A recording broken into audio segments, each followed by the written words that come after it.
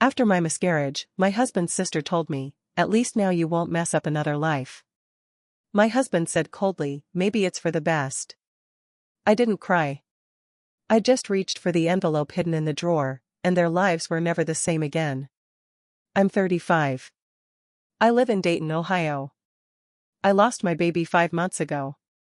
It was my first pregnancy. We had been trying for almost a year. I did everything right. No alcohol. No caffeine. No stress. I read every damn book. I bought baby clothes way too early. I was just excited. Dean, my husband, acted supportive at first. But toward the second trimester, I started noticing he didn't care much. Never came to appointments. Always working late. Barely asked how I was feeling. Then came that Thursday. I had a regular OB appointment. I felt something was off when I got there. I hadn't felt the baby kick that morning, but everyone said that was normal at this stage. The nurse tried to find a heartbeat. She couldn't. She brought in the doctor. He confirmed it. No heartbeat. I don't remember the drive home. I just remember sitting in the car in the driveway for 15 minutes with the engine off. No crying. Just staring. I walked inside. Dean was watching something dumb on Netflix. I told him. Just said the words out loud, "There's no heartbeat." He stared at me, said, "Oh. That's it." Oh. Later, I curled up on the couch with cramps and a heating pad. I didn't want to talk. I didn't want to eat. I just sat there trying not to fall apart. Dean scrolled through his phone like I wasn't even in the room. That night, his sister Cheryl showed up. I didn't even know she was coming. She had one of those smug looks on her face like she was enjoying the drama. She brought a stupid tuna casserole. Her kids ran wild, throwing cushions and yelling. I didn't say much. Dean was chatting with her in the kitchen, laughing at something. I sat in the armchair, zoning out. Then Cheryl walked over to me, leaned in, and said, "Well, at least now you won't mess up another life." She said it with a straight face. Not even a hint of sarcasm. I looked her right in the eyes. I didn't say a word. Then Dean came back in with drinks and said, cold and flat, "Maybe it's for the best." He sat down like nothing happened. I just sat there. Still. Frozen. I didn't cry. Not then. That was the exact moment something in me shut off. Or maybe it woke up. I don't know. But I knew I wasn't going to let this slide. After they left, Dean went to bed like it was any normal night. He didn't ask how I was. Didn't touch me. Nothing. I stayed up all night. Around 3 a.m., I got up, walked to the small desk in the guest room, opened the bottom drawer, and reached underneath a stack of junk mail. There was an envelope there. One I had stashed away 6 months earlier. Inside were photos, screenshots, receipts, and a cheap flash drive. All proof that Dean and Cheryl, his own sister, had been sleeping together. Yeah. Let that sink in. 2 years ago, I noticed weird texts on Dean's old phone. I brushed it off. Then I saw them at a Christmas party. They were drunk. They disappeared for almost an hour. I convinced myself they were just being weird. That I was crazy. That nobody would ever do something like that. But I started digging anyway. And I found everything. Hotel bills in nearby cities. Email exchanges where they used code names. One email from Cheryl said, "She's too busy dreaming about baby names to realize what's going on." He replied, "I'm not worried. She's clueless." I stayed with him anyway. Don't ask me why. I think I thought I could fix it. Or maybe I just didn't want to accept the truth. But after that night, after what they said, after they treated the death of my baby like it was a relief, I wasn't scared anymore. I was done. And I was going to end them. I spent the next few weeks pretending everything was normal. Dean acted like nothing happened. He started going out more, staying late at work. Cheryl stopped coming around as much, probably nervous because of what she said. But I saw the way she looked at me when she did show up. Like she was daring me to say something. I didn't. Not yet. What they didn't know was that while they were out screwing each other behind my back, I had already started setting the stage. Dean worked for Cheryl's husband, Tom. They owned an HVAC business together. Cheryl did the books, Tom did the dirty work, and Dean was the golden boy tech. He bragged all the time about how much money they were making. How smart Cheryl was for handling the accounting. Too bad Cheryl was also stealing from her own husband. I knew this because one night, over a year ago, she got drunk at our kitchen table and told me she had a rainy day fund. She laughed and said she skimmed a little off the business books every month. Just a few thousand here and there. Nothing Tom will notice. She was wrong. I remembered every detail she gave me that night. Even the name of the fake vendor she made up. I found the files on her shared Google Drive folder, one she used when working from our house sometimes. She never logged out. I copied everything. Saved it to the flash drive in the envelope. Now I added more. I created an anonymous email. Sent all the files to the IRS and the state tax office. Then I made copies and mailed them to Tom's work address. No return label. No fingerprints. I also included one extra thing for Tom, a printed copy of a hotel confirmation from a Holiday Inn in Cincinnati, in Dean's name. Same weekend he claimed he was at a training seminar. That same weekend Cheryl had a girls' trip. The room was booked for 2 guests. There was even a breakfast charge for 2 on the bill. That would be enough to crack the shell. And it was. Tom showed up to my house 4 days later. He looked broken. Eyes bloodshot. Holding a stack of papers in his hand. He didn't even knock. Just walked into the front yard while I was watering the plants. He asked me one thing, "Is it true?" I nodded. He dropped the papers on the grass, turned around, and drove off. That same night, Cheryl came by. She was screaming before she even stepped onto the porch. Accusing me of ruining her life. Said I was a bitter, dried-up woman who couldn't keep a baby, so I decided to take her family down with me. I didn't respond. Dean came outside in the middle of it. He was pale. Cheryl was sobbing now, saying, "Tell her she's lying, Dean. Tell her." Dean didn't say anything. He just looked at me. That's when I knew he had figured it out. He knew I'd found the envelope. He just didn't expect me to actually use it. I looked him in the eye and said, "Still think it's for the best?" He didn't answer. Cheryl stormed off. Dean followed her. He didn't come back that night. The next morning, I drained the joint savings account. Then I drove to the bank and closed the investment account I'd set up 5 years earlier. It had been under both our names, but it was funded entirely with my inheritance. Dean didn't even know it existed. He never cared about money unless it was handed to him. After that, I went to my lawyer. Filed for divorce.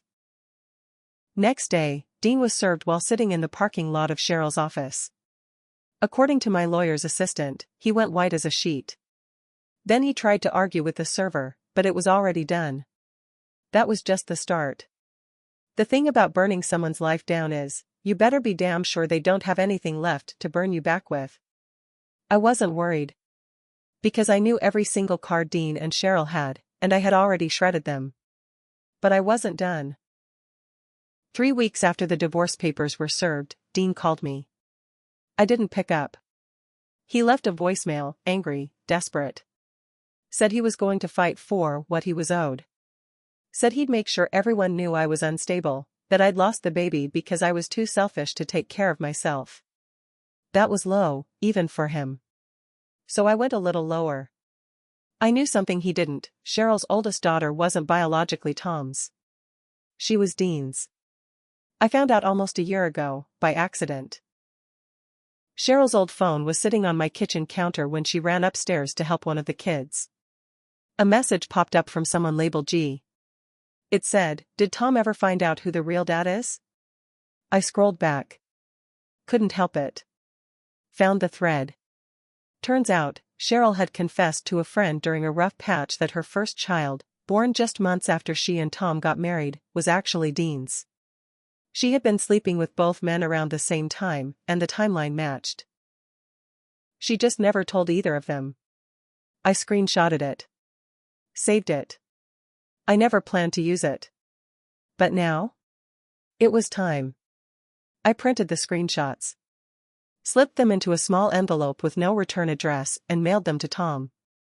I also added a copy of a paternity test request form I had filled out online, with the child's name already typed in. I mailed a second copy to Cheryl's mother. That woman had always looked down on me. Always took Cheryl's side. She thought her daughter was an angel. Let's see what she thinks now. The fallout was nuclear. Tom lost it. He called Dean, called Cheryl, and demanded a test. Cheryl tried to lie. Said it was just drama from the past. But Tom wasn't stupid. He knew. A week later, Cheryl showed up at my door with bloodshot eyes, holding a trash bag full of clothes. She looked wrecked. "Can I stay here?" she asked, voice shaking. I laughed in her face. No, she stood there stunned. "I have nowhere to go." "That's not my problem." She tried to cry. Tried to say we were family. I said, "You made sure we weren't the day you slept with my husband." Then I shut the door. I found out later she had to move into a rundown apartment on the east side of town. Her kids stayed with Tom full-time. He refused to speak to her unless it was through a lawyer. The paternity test came back positive. Dean was the father. Dean tried to play the victim. He showed up at my work once, stood outside the library, begging to talk. I ignored him.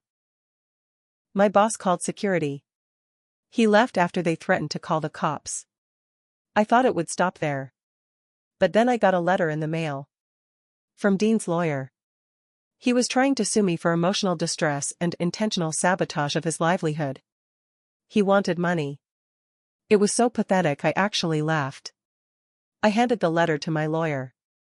She was thrilled. Said it would be fun.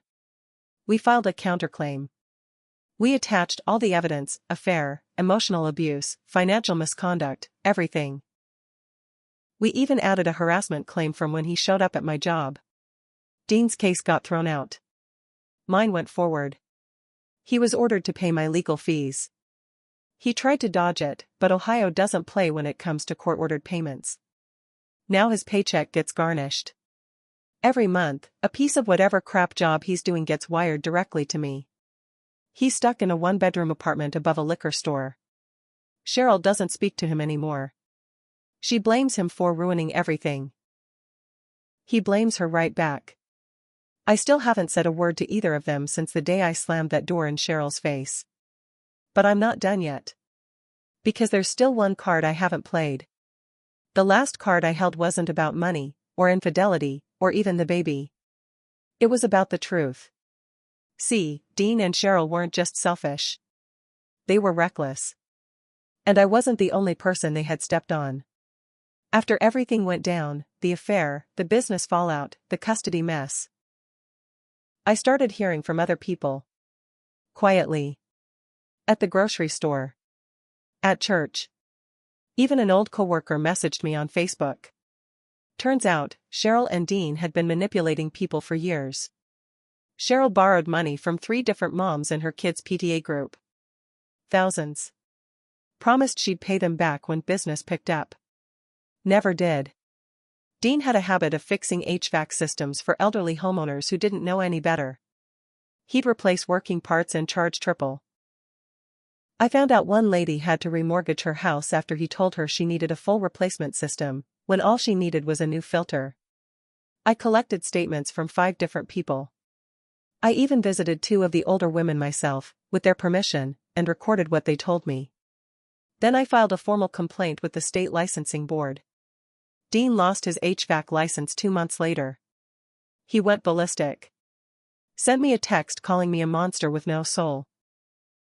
Told me I had ruined his life. I replied with 3 words: "You ruined mine." And I meant it.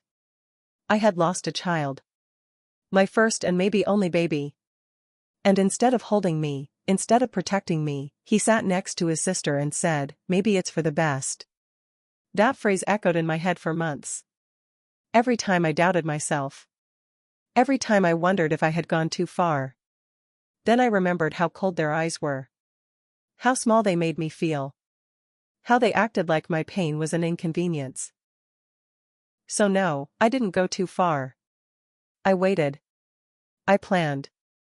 I hit back smarter. And I made sure no one forgot it. The final thing I did wasn't for revenge, it was for closure. I scheduled a meeting with Cheryl's mom. She was living in a retirement condo up in Springfield. Still believed Cheryl was some kind of perfect daughter. I brought a folder with me. Inside were photos, court documents, financial records, and a single printed-out email between Dean and Cheryl. In it, they talked about how dumb old Barbara, her mom, would probably leave them the house if they played it right. When I showed her that email, something in her face cracked. She didn't cry. She just nodded and said, I should have seen it. I left the folder with her and walked away. I don't know what happened between her and Cheryl after that. I didn't ask. It wasn't my concern anymore. I sold the house Dean and I had shared. Took the equity and bought myself a small, clean place across town. I painted the walls myself. Ripped up the carpet. Planted tomatoes on the balcony. I started over. I still think about the baby. I have a little box in my closet with the ultrasound photo. A tiny knitted hat a neighbor gave me. A card I never opened from Cheryl. I keep them to remind myself of what I survived. As for Dean? Last I heard, he was working part-time at a gas station just off I-75. His truck got repossessed. Cheryl moved out of state, lost her kids completely. No visitation. Tom remarried. Me? I'm okay. Stronger than I was. Smarter than I was. Colder, maybe. But that's what happens when people try to bury you. Sometimes, you don't just dig yourself out. Sometimes, you pull them in with you. And I did. Every last one of them.